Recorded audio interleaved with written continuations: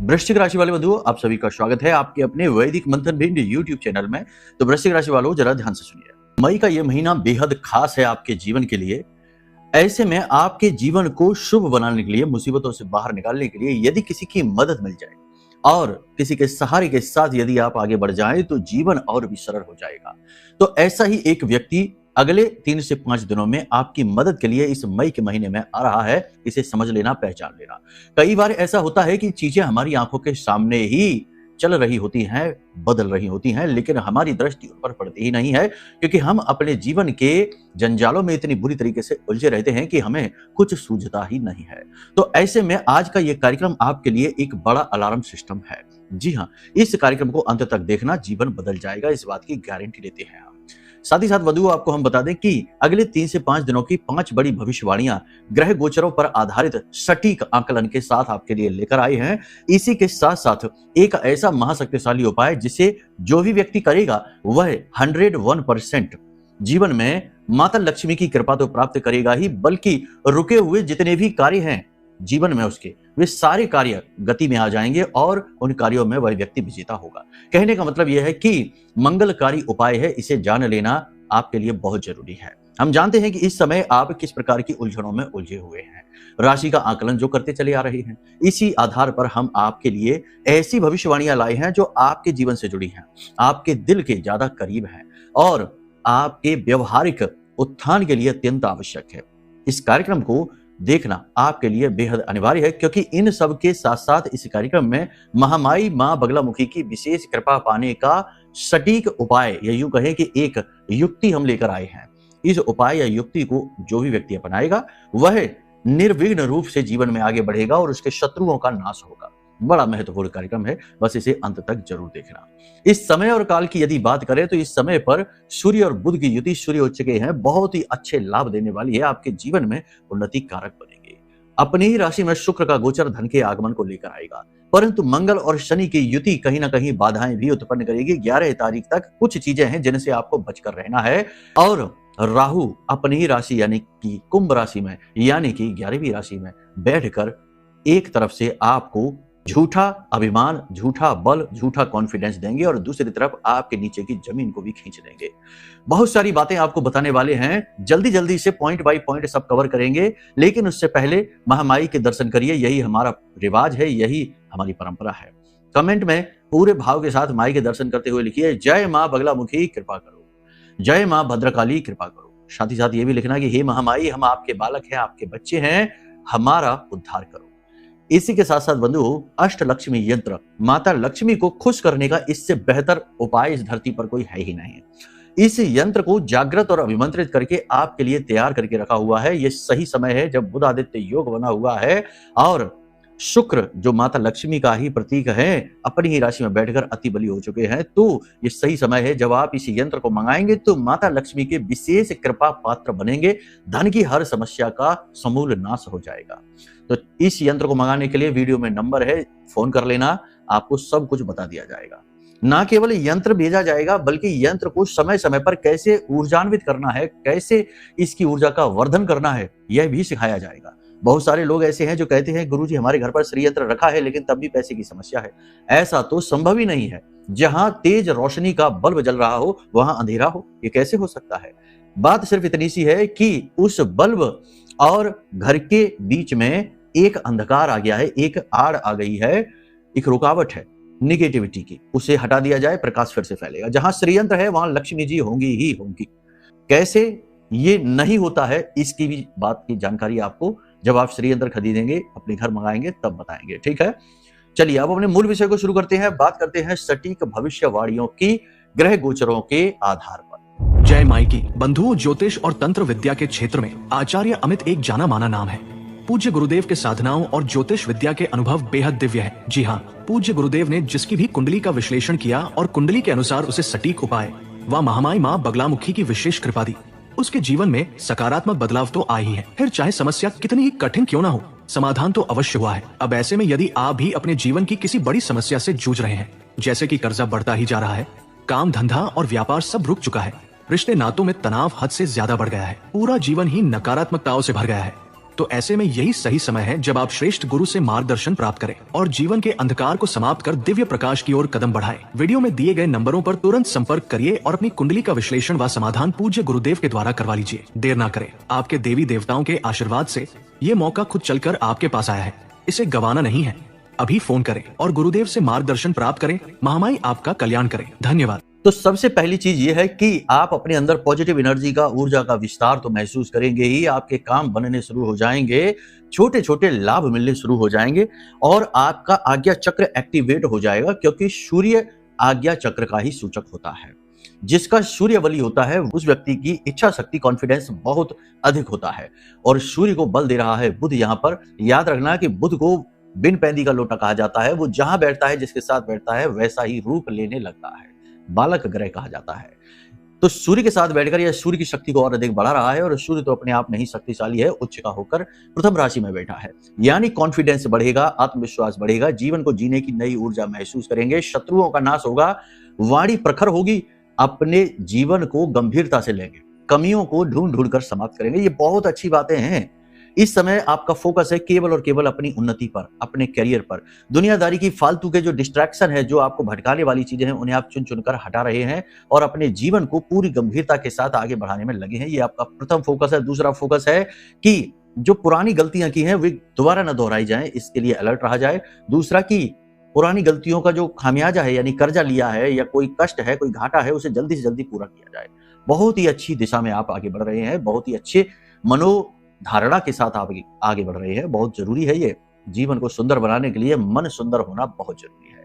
सबसे अच्छी सलाह, एडवाइस शुरू में ही आपको दे देते हैं कि इस समय आपको केवल एक काम जरूर करना चाहिए, और वो कार्य है कि सुबह जब आप सोकर जागे तो आंख बंद करके थोड़ा सा ध्यान अवश्य करें।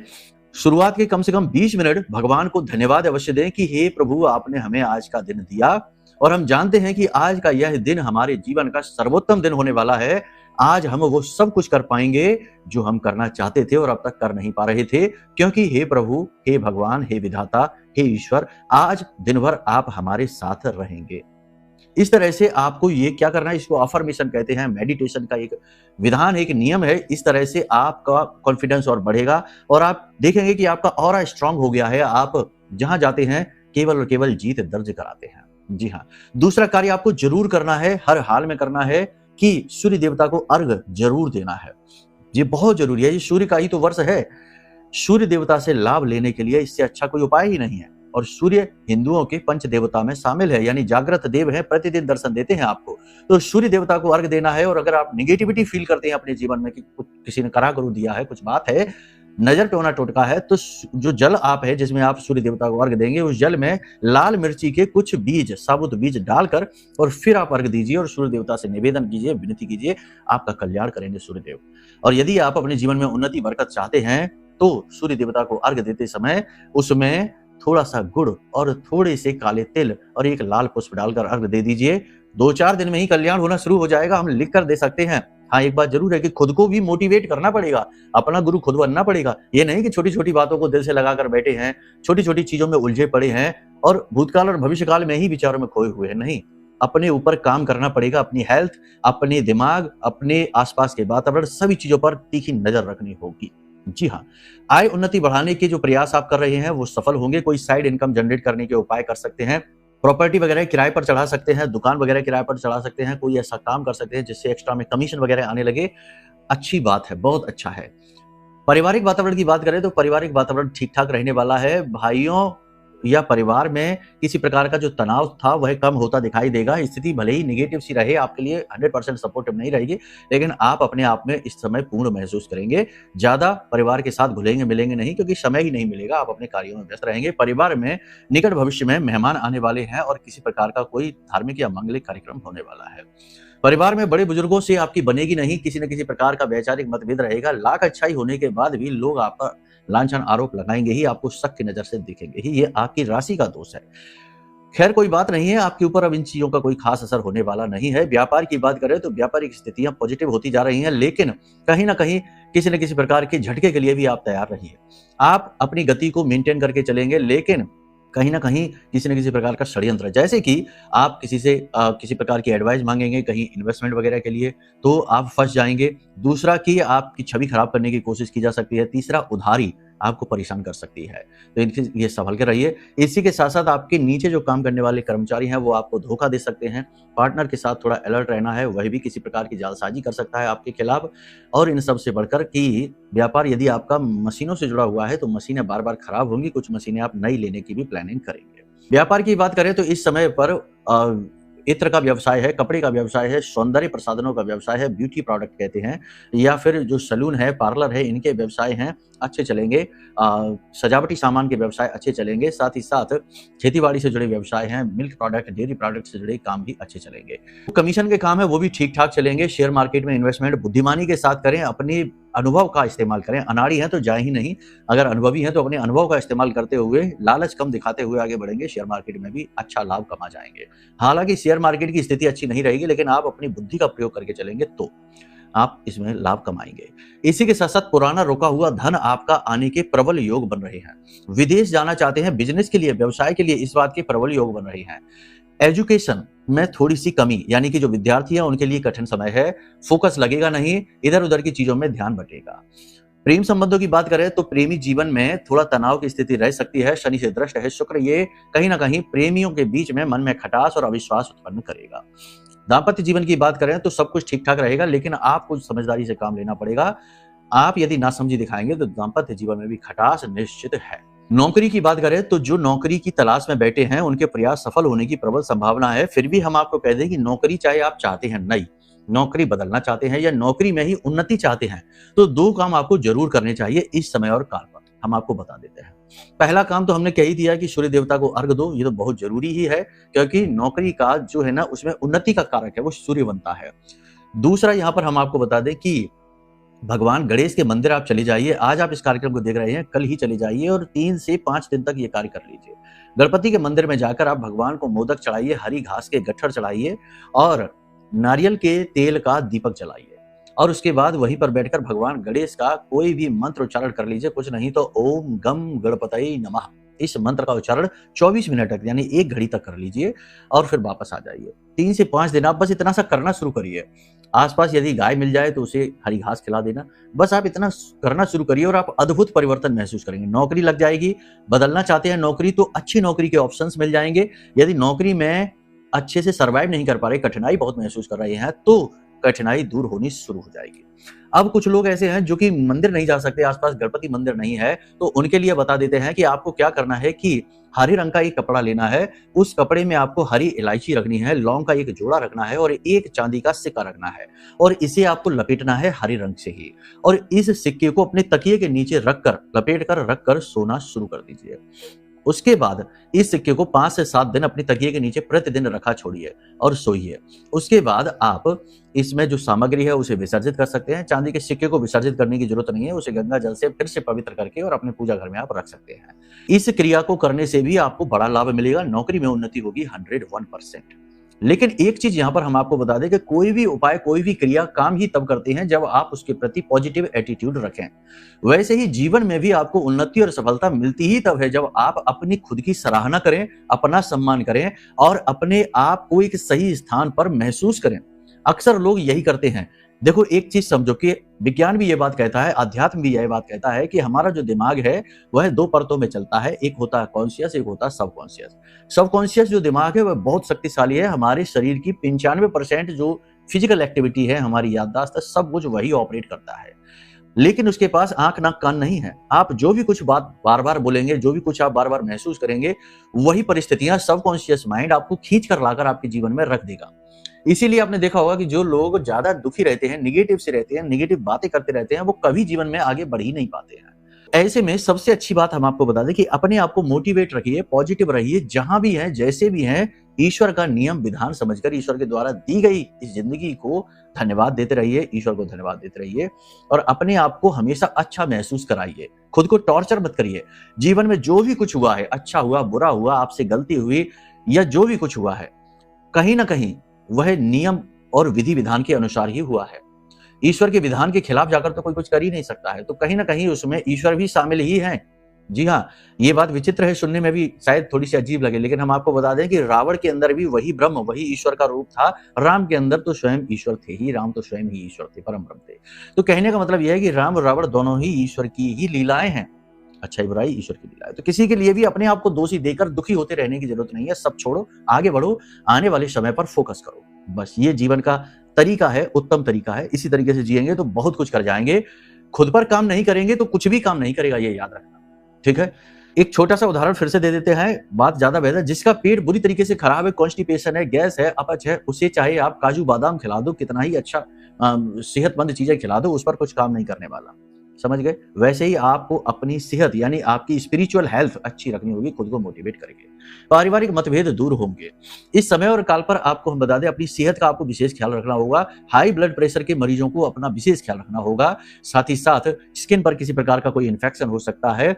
चोट लगना, कमर में, घुटने में और टखने में चोट लगने की प्रबल संभावना है। शनि मंगल युति है, चोट लगाएगी ही लगाएगी। थोड़ा बहुत अहंकार का भाव भी आपके मन में आ सकता है। अति आत्मविश्वास का भाव भी आपके मन में जाग सकता है और कुछ पुरानी बातों को महसूस करके आप दुखी होते रह सकते हैं।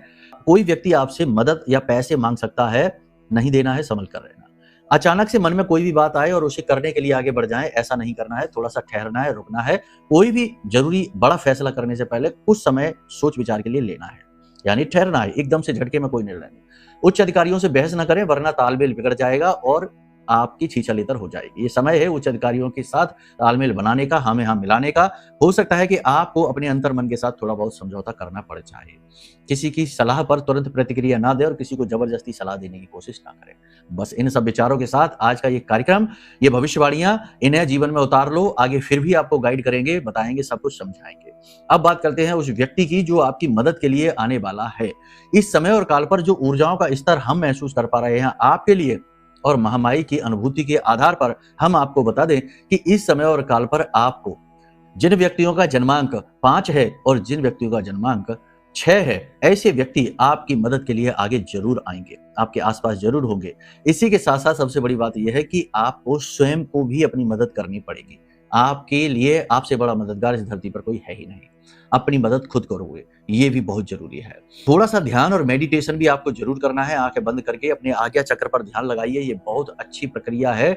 सारे विचारों से रिक्त होइए, अपने शरीर की सारी हरकतों को रोक दीजिए और बस एक जगह ध्यान लगाइए। चाहे भले ही आधे घंटे के लिए लगे, 15 मिनट के लिए लगाइए। ठीक है, ये बहुत जरूरी चीजें हैं जो आपको करनी है। अब आपको बता देते हैं वो उपाय जो इस समय पर आपको करना है। यदि आप 3 तरीके की समस्याओं से जूझ रहे हैं, देखो आपकी राशि के जातकों को हम समझते हैं, आपकी मूल तौर पर 2-3 तरीके की समस्याएं ही होती है। पहली समस्या पैसा ना रुक पाना, दूसरी समस्या कि लोग आपको वो इज्जत, वो सम्मान नहीं देते, वो प्रेम नहीं देते जो आप देते हैं, और तीसरा ये होता है कि अक्सर आपकी मेहनत वेस्ट हो जाती, खराब हो जाती। ये तीनों चीजें यदि आप महसूस कर रहे हैं इस समय पर, तो आपको एक छोटा सा उपाय बता देते हैं, ये करो, बहुत लाभ मिलेंगे इससे।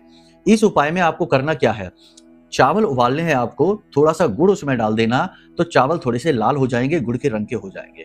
उन चावलों को आप गाय को खिलाइए और गाय के ऊपर जो कुबड़ है उस पर थोड़ा सा हाथ फेरिए।